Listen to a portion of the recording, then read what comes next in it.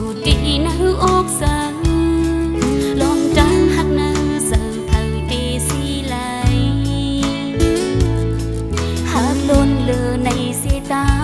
หูอยู่เลื่อนสุดเดเลยยานการบานอ่อนอับปัญหามาข้างหงปานซ่อนหาแก็บกำหนึ่งหูอยู่ดีเลยขึ้นยานเดขึ้นหนหลังซ้ำสืบแทนแหงหา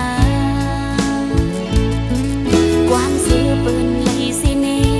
น้องอำคืนคนวนเนินเจอปล่อยเก็บหัวเสือสิหาสายก่อนเร็วมาอำเธอข้างเนินสาดปานก่อสายเดี๋ยวย้อนเสาลือเนินหัวเสือสู้เดี๋ยวเป็นคนก่อปัญแหงยามขิงปีเสือ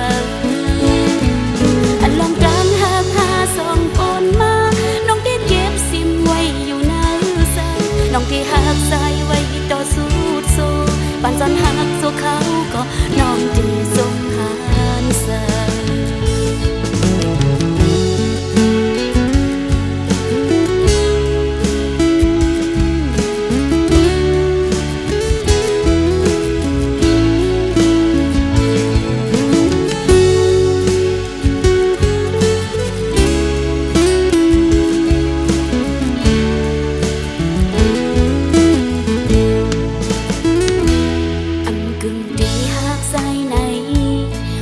อยู่ดีนะอกสังลองจังหักนะเสิร์ฟเธอตีสีไหลหักล้นเลอในสายตาหูอยู่เลื่อนสุดเดเลยยานกำบานอ่อนอันปัญหามาข้างหงบานซ่อนหาแก็บกำหนึ่งหูอยู่ดีเลยขึ้นยานเดขึ้นหนหลังซ้ำสืบแทนแหงหาความเสือเปิ้นเลยสิเนน้องอำคืนคนวนเนินเสิงปล่อยตัวเสือสิหาสายก่อนเดียวมาอำเธอข้างเนื้อสาดปานก่อสายเดี๋ยวย้อนเสาลือเนื้อหัวเสือสู้เดี๋ยวเป็นคนก่อปัญแหงยามขิงปีเสืออันลองดังหากหาสองคนมาน้องได้เก็บซิมไว้อยู่ในใส่น้องที่หักสายไว้ต่อสู้โซ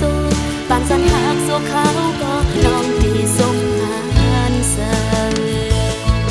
อำเธอข้างเนื้อสาดปานก่อสายเดี๋ยวย้อนเสาลือเนื้อหัวเสือสู้เดี๋ยวเป็นคนก่อปัญแหงยามขิงปีเสือปานสันหักโซเขาก็น้องที่ทรงหานเสือปานจันหักโซเขาก็น้องที่สม